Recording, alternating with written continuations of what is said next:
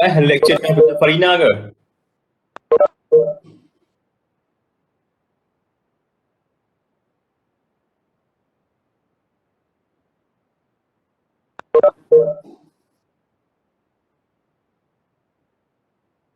Hello?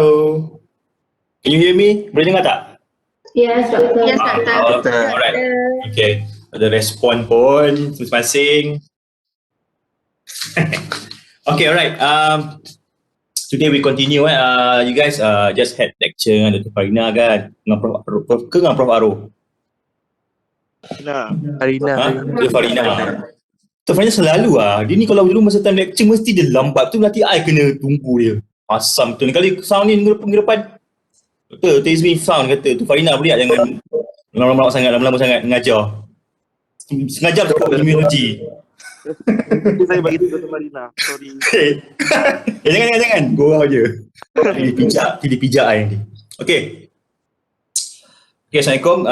Again, dah berkali Assalamualaikum dah. Alright. So we continue with the drugs affecting the urinary system lah. Actually, title itself dah salah tu. Urinary system. Bukan S. Mana ada satu? Mana ada banyak urinary system? We only have one kan? So it should be urinary system lah. So okay. So before we go, okay, you should know lah what is the basic anatomy and physiology lah of the urinary system lah. Okay, so you have system, we have a pair kidney, ureter, single bladder, single urethra, or if anyone has an extra to actually that's considered a birth defects lah if they have more than whatever actually stated in the normal physiology or the normal anatomy of the kidney lah. Okay, within each kidney we have millions of structures we call as nephrons. Okay, it's actually the basic cells lah. Okay, in functioning cells in the urinary system. Okay, nephron consists of a glomerulus. Okay, you know what's a glomerulus? Okay, Bowman's capsule, proximal, and also the distal convoluted tubules, loop of Henle. So I should have the one to discover this first, so I can actually name this as loop of Henle. But this Henle guy actually discovered it first, so name it as loop of Henle, and also a collecting duct lah. Okay, so this is the diagram lah of the kidney lah. Okay, semua nak tahu kan how does it looks kan. Okay, so right, it's the same thing. Okay, drug affecting the immune system is actually classified as the action that they have lah. Okay, first of all, the first action of the drug that actually acts on the kidney is actually the diuretics lah. Okay, right, diuretic is the increase of to increase the volume of urine lah. Okay, diuretic meaning itself to increase the volume of urine from kidneys and promote release of water from tissue lah. That's the function of the main objective of diuretics lah.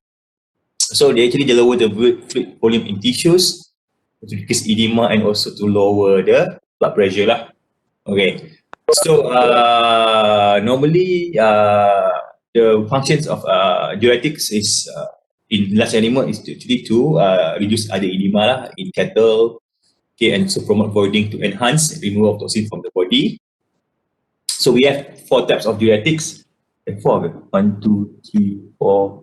types of diuretics. We have thiazide, loops, potassium sparing, carbonic anhydrate, and also the osmotic diuretics lah. Okay, before we go to all these type of diuretics, okay, there actually some important point lah regarding the do and don'ts of diuretics lah. Okay, first of all, diuretics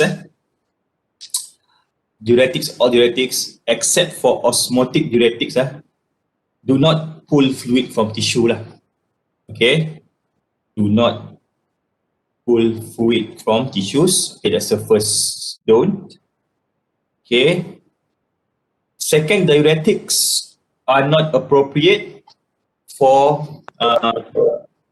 edema caused by inflammation or by another condition where normal blood tissue barriers have broken down lah. Okay, let's say we have bacterial infections in which there is some inflammatory reactions going on over there. For example, maybe on the on the enteritis on the intestine, okay, also, so maybe on the abdominal enteritis, okay, stomatitis, gingivitis, or stuff like that. So when there's inflammation, okay, dermatitis, for example, okay, if you use diuretics, they're not going to work because they have a normal blood tissue barrier have been broken down. Like, let's say this one you see when some people when they have allergic reactions, right? Okay, when they have a fluid accumulation, okay, in the skin, for example, you don't really use diuretics because it's not going to work. Okay, that's the first. That's the second don't. All right, diuretics are not appropriate, okay, for edema associated with hypoproteinemia lah. Right? Diuretics are not appropriate for edema associated with hypoproteinemia. Okay. Because you cannot replace the osmotic contributions of albumin, okay, with elevated electrolytes concentration. Okay, that's why we don't not predict edema associated with hyperproteinemia, because you cannot replace the osmotic contribution of albumin with elevated electrolyte concentrations. Okay. 4. Diuretics does not increase the GFR. Okay. Alright, they does not increase GFR. Okay, except for osmotic diuretics lah, but it was very subtle. Okay, meaning that osmotic diuretics doesn't actually have the capacity to increase GFR, but they have a very tiny subtle. It can actually be ignored. Okay, alright. Okay, that's the 4 diuretics, do and don'ts lah. Okay, please remember that. Okay, so the first group of diuretics are the thiazide. Okay, thiazide. Okay, they act directly on the renal tubules, okay, to block sodium reabsorption, and second, to promote chloride ion excretion. Okay, that's the functions of thiazide as a diuretics lah. Okay, so okay, in each of these diuretics, okay, they have a thing called a specific therapeutic objective. Okay, specific therapeutic objective, or the short form is STO. Okay, so STO actually based on what condition, okay, what kind of therapeutic conditions that actually causing edema for you to use this type of diuretics lah. Okay, for the thiazide, the first specific therapeutic objective of using this diuretic is when you have modest, modest, MODES, modest lah, macam biasa lah, normal lah, bukan sopan modest tu kan, bukan sopan, dia macam very minor lah, okay, minor. Okay, modest and or sustained decrease in venous hydrostatic pressure. Okay, when you do a blood pressure, you see that actually a very modest and sustained decrease in venous hydrostatic pressure due to edema, then you use thiazide. Okay, the second therapeutic. Okay, in which clinical state when you can see this modest and sustained decrease in venous hydrostatic pressure? Okay, when you have congestive heart failure, when you have hepatic cirrhosis. You know what hepatic cirrhosis is? Scarring of the liver, right? Hepatic cirrhosis. Spell cirrhosis is CIRRHOSIS. Okay, hepatic cirrhosis or hepatic scarring. Scarring. Okay. And also when you have other edema lah. Other meaning that UDDER. Okay, what is the other located in the capital? Okay, below the neck area is the other, right? Okay. Other edema, not the, you know, that one is brisket. Other is actually the mammary gland lah, area lah, other. Okay. Okay, next specific therapeutic objective is where you have a reduced urine output lah. Okay. When you have reduced urine output in a state of diabetes insipidus. Okay. What's the big difference between diabetes insipidus and diabetes mellitus? Okay, diabetes insipidus is type 2, like diabetes, type 1 diabetes. Okay, something to do with the effects or the something to do with the disturbance in the aldosterone. Okay, and also the antidiuretic hormone. Okay, that's why that is the diabetes insipidus, while the diabetes mellitus is more towards the insulin lah. Insulin, maybe insulin is not working, or insulin is actually not produced because of direct trauma or direct defects to the pancreas. Okay, all right. Yeah, that's the two specific therapeutic objective of thiazide. All right. The pharmacokinetics of thiazide is that they have an onset in 2 hours. It's quite late. Okay, onset of action in 2 hours, meaning that it takes time for it to work lah. After 2 hours, then they can start to have prominent effects. Okay, so the peak of the action of thiazide actually occurs in 4 hours. Alright, and the durations of action of these diuretics is it can last to up to 6 to 12 hours. Okay, so one thing good about thiazide is that they are eliminated unchanged in urine, meaning that after it runs its effects, they are actually the compound actually structure looks the same as whatever goes in goes out lah. Okay, so eliminated unchanged in urine lah. All right, adverse effects of thiazide is actually it can cause electrolytes imbalance. Okay, they will actually cause hypopotassiemia lah, or hypokalemia. Hypokalemia and hypopotassiemia is the same thing lah. Kalium is potassium kan. Right, so it can cause hypopotassiemia lah, or hypokalemia. It also will cause allergic reactions. Okay, because thiazide, I think most of the animals they develop allergic reaction. That's why you seldom see in the clinics they use thiazide as a osmotic diuretic, as a diuretics for animals lah. Okay, they also can cause hyperuricemia. In that there was an increase in urea, urea in the blood, and they will also cause thrombocytopenia lah. Thrombocytes, meaning that thrombocytopenia actually cause decrease of thrombocytes in the blood. Okay, all these terms, hyperuricemia, thrombocytopenia, anemia, all something to do with blood, you will actually learn more on this lah. Okay, I actually tell you what is the meaning of these words. But to go deeper into that, next semester we will have lectures. We will have a class on clinical pathology lah. That's why Prof. Rasidi and Dr. Hazilawati will actually tell you more lah, teach you more about this lah. Okay, any questions on thiazide? Okay, the next group is the loop, the diuretics. Alright, the name itself is really, so the example thiazide, we have hydrochlorothiazide, all the name lah, chlorothiazide, hydroflumethiazide, dendroflumethiazide, they are all drugs belongs to thiazide lah. Okay, for loop diuretics, the name itself actually called what the actions of the diuretics lah. Actually, it acts on the loop of Henle.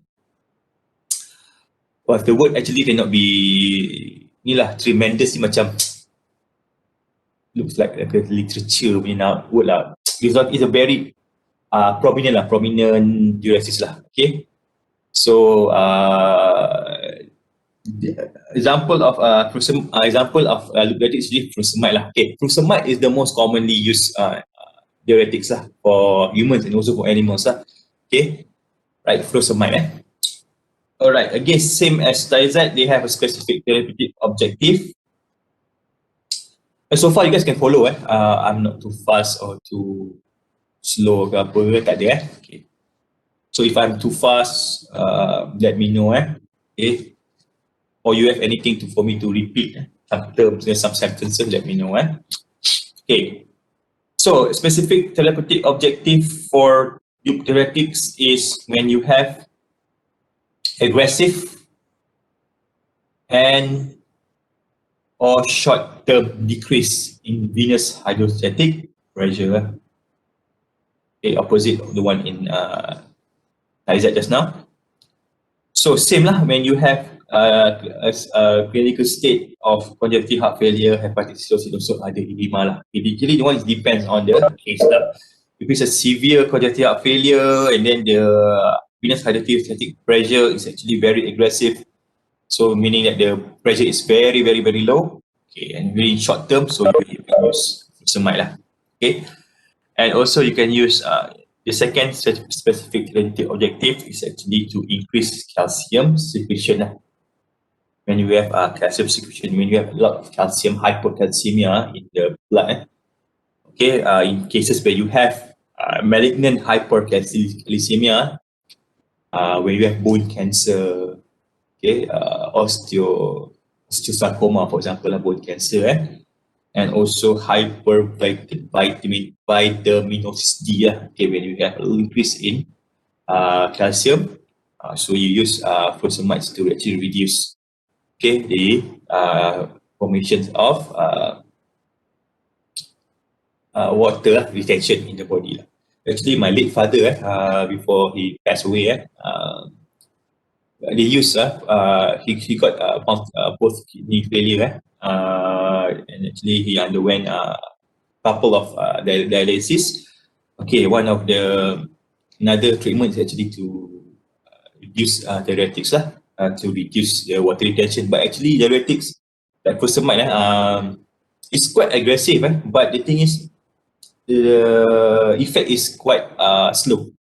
Okay, I don't know, maybe it depends on patients lah, but normally people use it lah if they have edema caused by chronic renal failure or whatnot. They use furosemide, but in my late father case, it's quite lambat, it's very slow. So yeah, his leg was swollen, face was swollen, so lambat. It took quite a long time lah for the furosemide to actually take effects. Okay, so the pharmacokinetics, okay, so they are given orally in tablets, okay, so the oral bioavailability, meaning that after you consume the tablets, is 60 to 70% functional lah, meaning that 30% actually destroyed by the stomach acid lah. Okay, so they actually need protein, okay, in blood, so they need protein, but so it binds to protein. 90% of furosemide binds to protein in order to enhance the effects. So elimination, okay, sorry, it is actually half-life is around 1 to 2 hours lah. Okay, the half-life of furosemide. And as I said, it is eliminated if the half-life is prolonged, if it's in case we have a hepatic and also renal failure. Alright.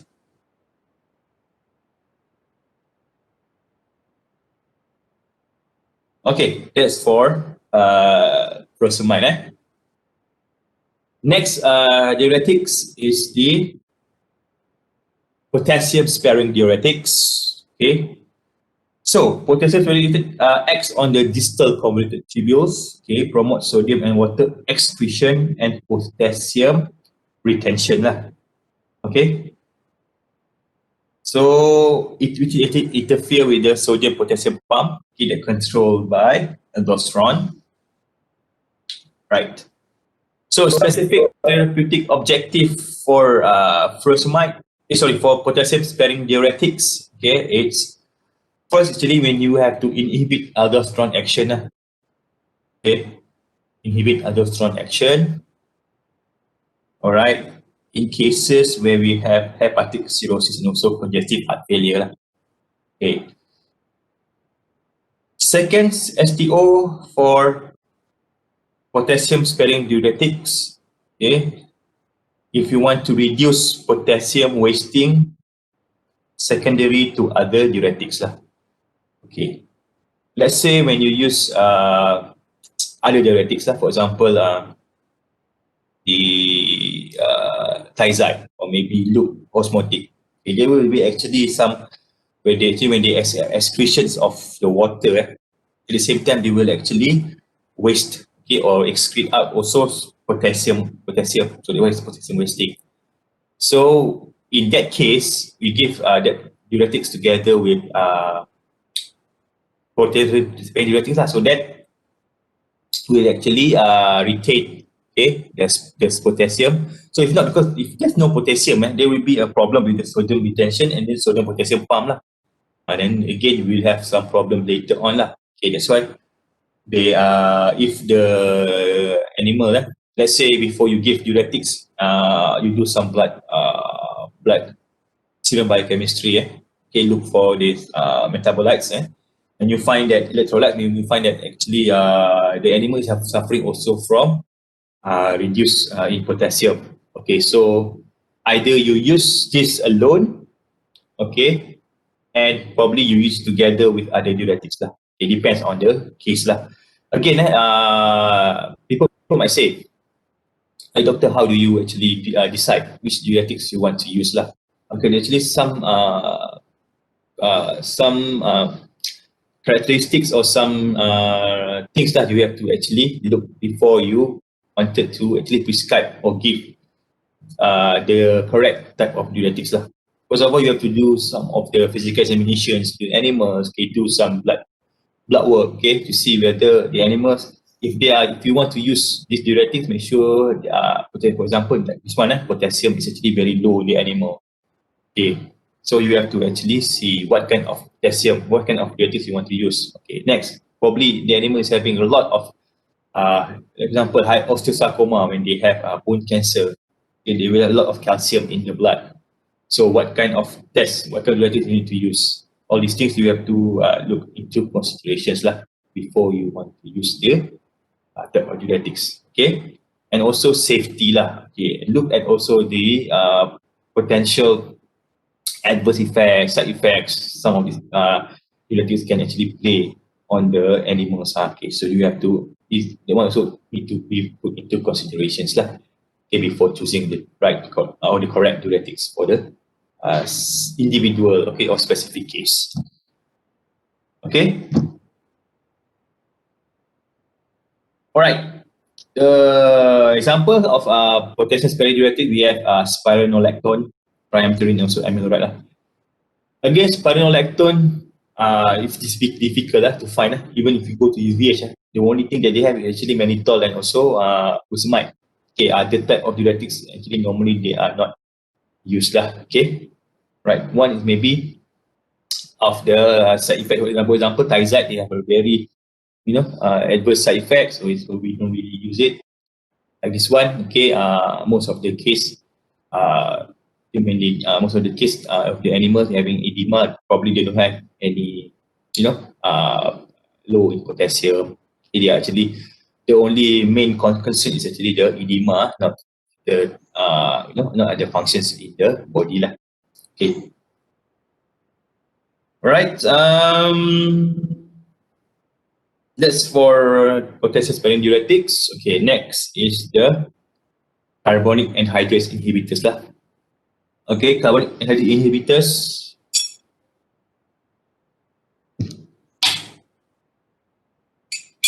Alright, jom minum air.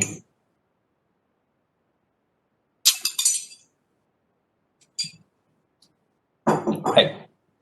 The carbonic anhydrase inhibitors actually block the actions of enzyme carbonic anhydrase. Okay, this cause is used by the body to maintain acid-base balance lah. Alright. So carbonic anhydrase inhibitors such as acetazolamide and also dichlorphenamide. Okay, the specific therapeutic objective is actually when you wanted to do an urine alkalinization. Okay, some cases, for example, when you have uroliths, kidney stones or bladder stones, all right, and actually the stones caused by the urine becomes too acidic. Okay, when you have this blockade, it will actually have retention of water in the body, like in the bladder, urine, for example.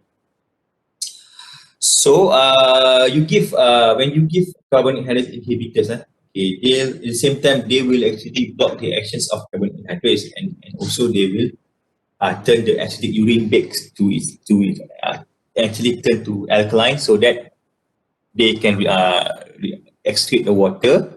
At the same time, they will actually dissolve the uroliths, the stones. Okay, it can be both. It can have two action. One is actually direct lah, which is the to block the action of the enzyme carbonic anhydrase, and second is actually indirectly. It can actually become to make the urine becomes more alkaline, so that the can dissolve the acidic stones lah. Okay, so used to decrease intraocular pressure. Okay, with an open angle glaucoma. Okay, what is an open angle glaucoma? Okay, it's actually based on the glaucoma is actually increase in intraocular pressure, right? Okay, so open angle glaucoma depends more on towards structure in the eye. Okay, actually the effects maybe in the angle of the retina or angle of the cornea. Okay, depends on the angle. Okay, what is it open or is it closed angle glaucoma? Okay, so the main side effects of carbonic anhydrase inhibitor is actually metabolic acidosis lah. Alright. Okay. Next is this one is the most common lah. Okay. Use diuretics lah. Alright. It's called as osmotic diuretics. It increase the osmolytic concentrations of the urine filtrate in the luminal tubules, resulting in excretions of chloride, potassium, and water. Okay. Okay, so normally they are used to prevent kidney failure and to reduce intracranial and also intraocular pressure. Okay, they have examples mannitol and also glycerin. Okay, specific therapeutic objective of osmotic diuretic is actually to draw fluid from tissue to vascular space, okay, reducing tissue edema. Draw fluid from tissue to vascular space to reduce tissue edema. When you have cases of cerebral edema and also glaucoma. Okay, some cases that we have head trauma. Head trauma, they can actually cause cerebral hematoma. At the same time, also will cause cerebral edema. Okay, so if a dog or cat is actually hit by a car, okay, actually bang their heads, okay, they will have some form of cerebral hematoma, and later on they will actually cause a cerebral edema. Okay, one of the diuretic of choice is actually osmotic diuretics like mannitol. Okay. Second is actually to decrease renal swelling. Renal meaning renal swelling, and by also expanding the tubular volume. Okay. So when you have renal shutdown, for example, acute kidney failure, for example, okay, the renal actually stop working. Okay, you have actually a retention of water. So we use osmotic diuretics actually to reduce the swelling because of the by the water, and using and also to expand the tubular volume . Kacau. Sorry, ada pula ni. Turun. Okay. Ni kucing air kacau. Okay. Alright. Apa tadi? Mana tadi? Okay. The pharmacokinetics of osmotic diuretic is that the onset is 1 to 3 hours. Okay. If it's used for diuresis lah. Okay. If used to reduce the fluid lah. In case of renal shutdown. But if it used for cerebral edema, the onset is around 15 to 30 minutes. It's quite fast because if you have a cerebral edema, it's quite life-threatening. So you give the osmotic diuretics through IV, can actually cross the blood-brain barrier, into the site when you actually will reduce the cerebral edema. Okay. And the durations of this will actually last up to 3 to 6 hours. Duration of actions for osmotic diuretics. And so they are eliminated by the renal, by the kidney. Okay. Around 80 to 90% unchanged okay, in the urine .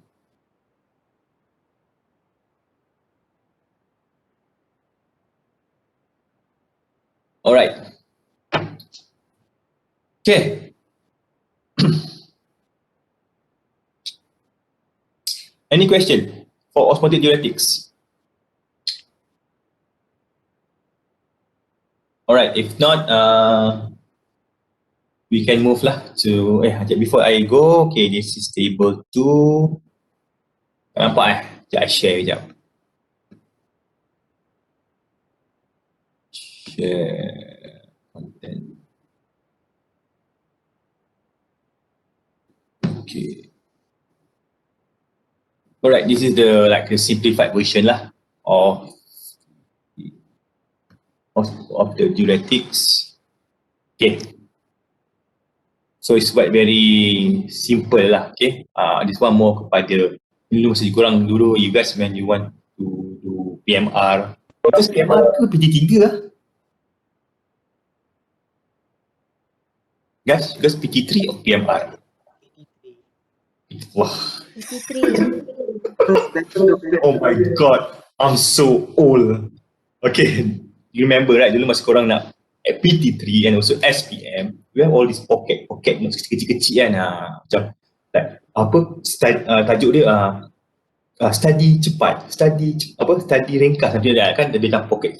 Macam ni lah, I buat lah this table lah so that you can actually quick revision lah, okay, later on if you ada exam ke whatever ke kan, okay, you can actually use table like a simple version lah. Alright. Okay.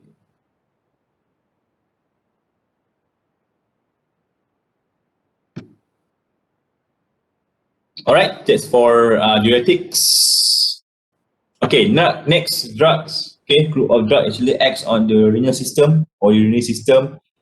This drug actually have an antihypertensive actions lah. Okay, so drugs that decrease hypertension or lower the blood pressure. Okay, we have 1, 2, 3, 4 type of drugs lah. Actually, group of drug can be used as an antihypertensive drugs lah. Okay, we have the diuretics. I already told you about that just now. We have also the ACE inhibitors. We have the calcium channel blockers, and also the direct acting arterial vasodilators. Okay, this one already been actually explained to you previously, so just more like a refresher or revision lah. Okay, and also we can use beta adrenergic antagonists, okay, like with propranolol and non-selective beta blockers. And also we can use alpha adrenergic antagonists.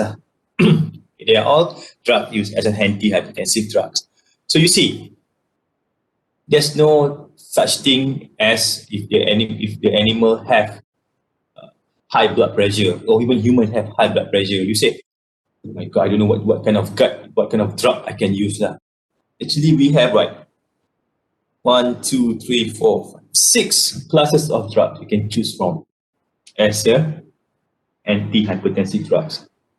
Okay, the only thing that actually makes actually the difficult is that the conditions of each patient. Okay, each patient, the condition or whatever situation they have is not similar from the next individual. That's why you have to assess each case and every case differently. Okay, that's why you see nowadays, you see our COVID-19 situation in Asia, right? You see that how can we have a lot of cases every day, and then the amount of recovered or discharged patients actually very low compared to the one that actually affected every day. Because some people, they have like my brother was just discharged like a week ago because he got COVID positive. His friends together in the same workplace went to the wards the same time, same day, but some of them actually discharged like 2 days after that. Other actually 4 days, a week, depends. Okay, depends. That's why same thing with the use of the drugs. Okay, let's say although the effect's the same, you have to see whether response or maybe the type of drugs in the individual requirement is different from each individual. Okay, that's why you see in cancers, people, 1,000 people got cancer. Okay, you say by right, the rule of thumb is that we create this type of anti-cancer drugs or chemo drugs. Okay, can kill this specific type of cancer. Actually, by right, by the rule of law, meaning that one drug can actually help 1,000 patients. How can only half or maybe a percentage of it recover because of the difference between individuals, although they have the same type of cancer. Remember that. Okay. Later on, when you have lecture on antibiotics, okay, with Dr. Arifah, another thing that you need to be considered also to use antibiotic again, the AMR, the antimicrobial resistance. You say penicillin can kill gram-negative bacteria, but how can the animal still sick? These are the things that actually need to be looked at okay, later on. All right. Sorry, Okay. Next is actually drug using immune system usually when you have urolith. Okay, urolith is actually abnormal mineral masses in the urinary system. Okay, so we have another word, it's called as stones lah, kidney stones, bladder stones, okay, all those things lah. Okay, there are type of uroliths includes we have struvite, calcium oxalate, calcium phosphate, urate, cysteine, and also mixed type lah. Alright, each type of urolith they may be treated differently okay, and may include dietary management as well as drug treatment. Okay, drug categories used to treat uroliths, we have urinary acidifiers, urinary alkalinizers, and xanthine oxidase inhibitors. Okay, there's a trend. I think I'm not sure whether during my time as a student now I'm not sure whether the trend is still continuous whenever we have one case of feline lower urinary tract disease, FLUTD, okay, almost half or maybe 70% of the case is caused by urolith. Okay, when asked what kind of food they give to the animal, they give this kind of food. And then after that, there will be a continuation like a chain reaction. Where the next day ada lagi a few come in with the same case and like that. Okay, that's why when the trend happens at that time, nanti during your clinical conference, you will have like FLUTD all the way. That something that is pattern maybe when it's something to do with feed. Every time they got the market in the market, they actually this new type of maybe cheaper, especially in cats maybe cheaper and also more attractive type of cat food. Okay, then we after like 6 months after that, you can see there will be increase in cases of urolith in these cats. Same like parvovirus in dogs or to coronavirus in dogs. Nanti in what time during this now it's actually the perfect time because of the rainy season. Rainy season, okay, it's quite cold. The animals start to have very low immune system. Okay, then you can see in the wards a lot of these cases of parvovirus and canine coronavirus. You can see a lot of diarrhea everywhere. Vomiting and stuff like that. It's a pattern. Something that actually you need to understand. Okay, later on when you have your own practice, okay, probably during the rainy season, you stock up more on all this interferon, all these drugs, okay, all this medication used to treat viral infections because we see the trend during rainy season, we have a lot of viral infections, cat and dogs. Okay, so urinary acidifiers can use clinically to produce acid urine. Remember, clinically to produce acid urine, okay, which dissolve and helps prevent formations of struvite uroliths.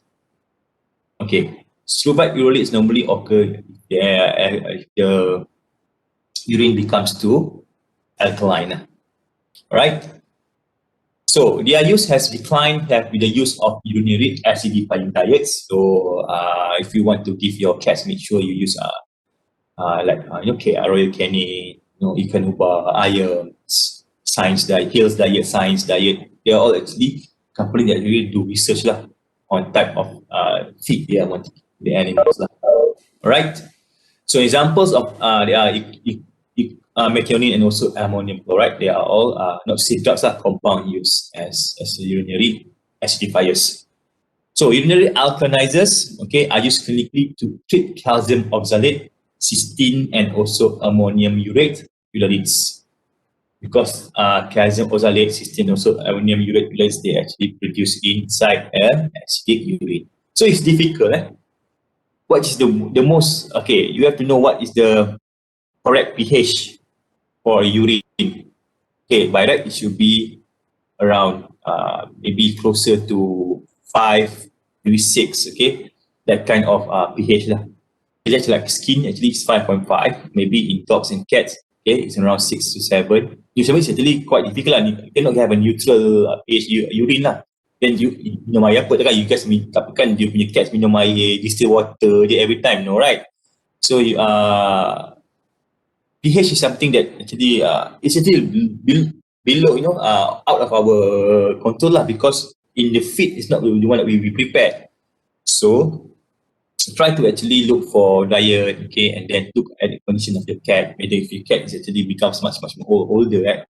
Okay, so that they actually type of diet maybe have a reduced acidic and reduced alkaline, okay, more towards the neutral pH, something like that. Okay, so example of urinary alkalinizers is actually potassium citrate, right? And next is actually the xanthine oxidase inhibitors. Okay, decrease the formation of uric acid. Okay, so when you decrease the function of uric acid, it helps to decrease the formations of ammonium nitrate, ammonium nitrate electrolytes. Example is actually allopurinol. Okay, guys, remember that when did you heard this word allopurinol? You used to hear this some time ago, not very distinct time lah. Remember this word allopurinol? Mana you dengar kata allopurinol? Anybody knows tak? Tak ingat? Alah, baru 2 sem takkan tak ingat. Baru sem 5 baru 4 sem. Tak ingat? Baru 3 sem. Okay lah, I think I have to talk to Dr. Mukrish lah. Dr. Mukrish apa? Biochem. Biochem. Okay, treatment for what allopurinol ni? In biochem. Tahu kan gout, hyperuricemia. Gout, when you have gout, hyperuricemia, uric acid inside the joint, you use allopurinol. Okay? Wah, tangan tak ingat orang ni. Aduh. Alright. Next is actually drug to treat urinary incontinence. Okay. Urinary incontinence is the loss of voluntary control of micturition. What is micturition? Actually urination lah.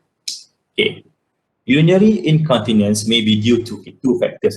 One is actually caused by neurologic disorders resulting from the trauma to the spinal cord, tumors of the nervous system, or degenerations of the nervous system tracts. Yes, neurologic, causing involuntary control of micturition. Second is actually the non-neurologic disorders. Okay, normally it's caused by hormone responsive, stress, okay, urge, okay, ectopic ureter formation, meaning that the ureter actually form outside the urinary tract, and also urinary bladder over distension. Okay, remember, you guys nak exam boleh kencing tak? Nanti adalah bila you stress terlampau stress, you can control your micturition lah. Alright, or even you fear, okay, bila you takut terlampau takut, sometimes you kencing sendiri, you cannot control the micturition. Right. So, drug used to treat neurologically caused urinary incontinence, we have cholinergic agonists, okay, such as betanicol. Actually, I already touched on this. Okay, promote voiding of urine from the urinary bladder.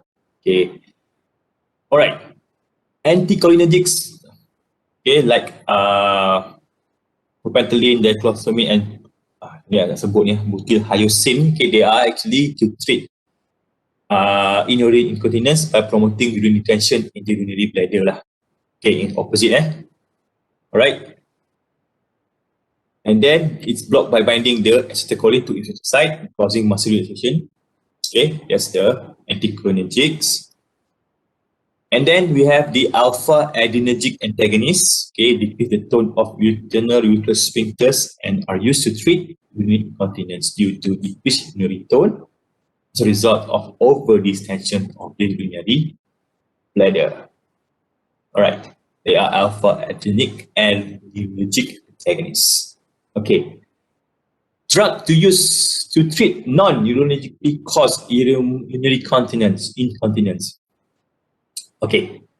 So, if you don't treat hormone-responsive urinary incontinence, seen mainly, okay, if you just spay your cats, right, or you castrate your cat, alright. Only one of the problem they actually encounter is because of they can cause actually urinary incontinence where they actually can pee. Or I had my cat, my cat actually went for OHE. So when I brought her back, so actually she actually peed on my daughter's bantal lah. I have to actually throw away the bantal because of normally she doesn't do that, but because of just expect the hormone fluctuation, stuff like that. So we treat them by using estrogen lah.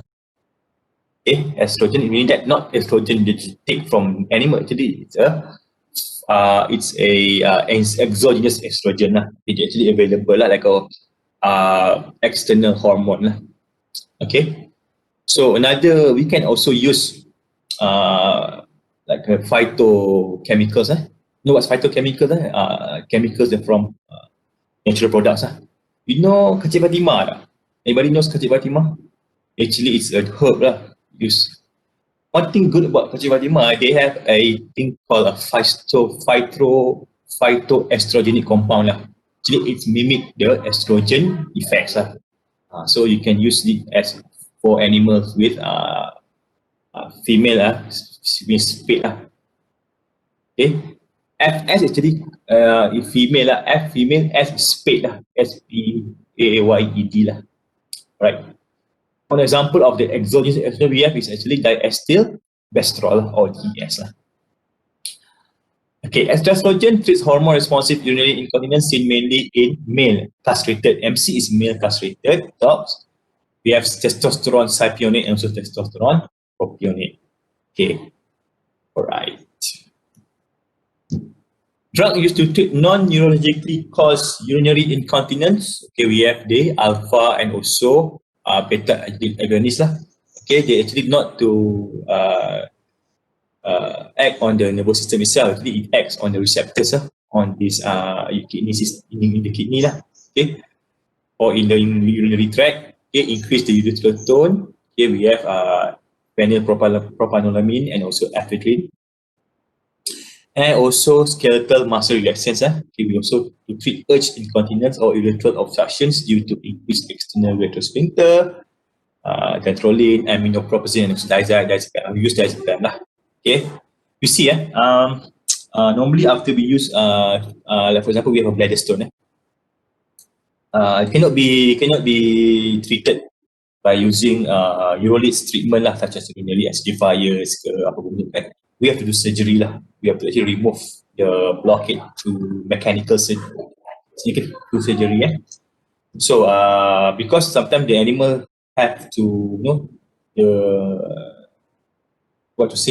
period where they lost control or doesn't urinate at all, maybe take about a couple of weeks, for example, or maybe days. So after we remove the blockade, sometimes the muscle is not responsive lah. Because it's been a while tak guna because it hasn't been used to urinate. So we give diazepam lah, to these animals so that it can actually relax the muscle so that it can actually urinate again. Okay, but not for long. After you give diazepam, then it start to urinate. Okay, and then when They assess after maybe 1 or 2 dose, and then the animal can start to eat by themselves and to stop the treatment lah. Okay, you can see lah cats after surgery they wake up and you give diazepam, you can see the cat is very high, because of diazepam lah. Looks sedated. Okay, sedated state. Oh, okay, habis. Okay, right, any question? Oh, table 3 dah tunggu lah.